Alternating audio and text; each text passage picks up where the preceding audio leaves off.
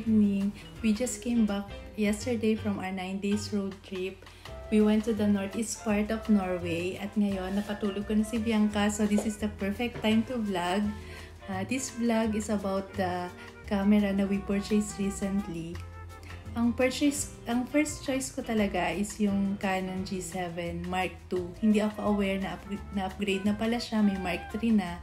And then, may yung friend namin na vlogger din, and binili niya yung Sony CV1. Hindi kasi ako matyagang magmanood at magbasa ng mga reviews, kaya yung husband ko yung gumagawa nun for me. So, nasa top 1 talaga ng review for vlogging camera is yung Sony CV1.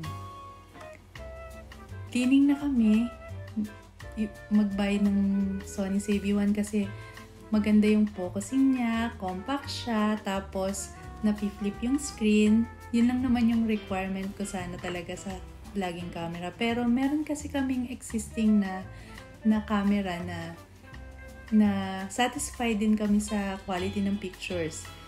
Talagang parang after nung nabili namin to, parang gustong-gusto na talaga namin yung Fujifilm.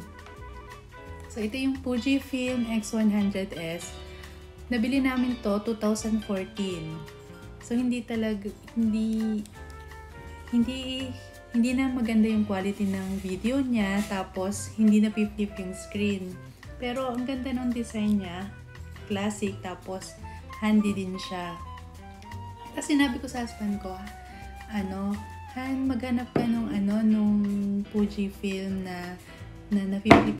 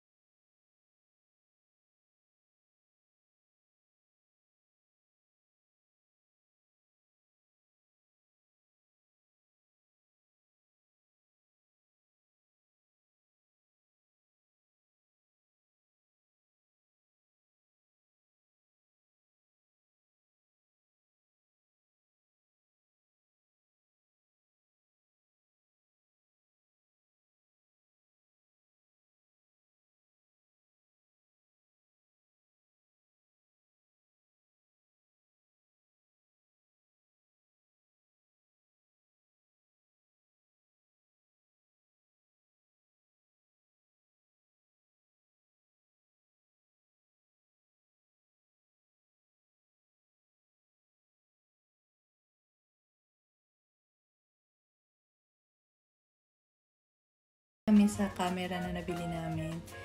And ang gaganda ng mga pictures and videos. Tapos yung mga in-upload ko na picture sa Facebook, hindi na siya kailangang i-edit. Maganda na siya as is. So, happy na talaga kami. Tama yung decision namin na ito yung piliin namin.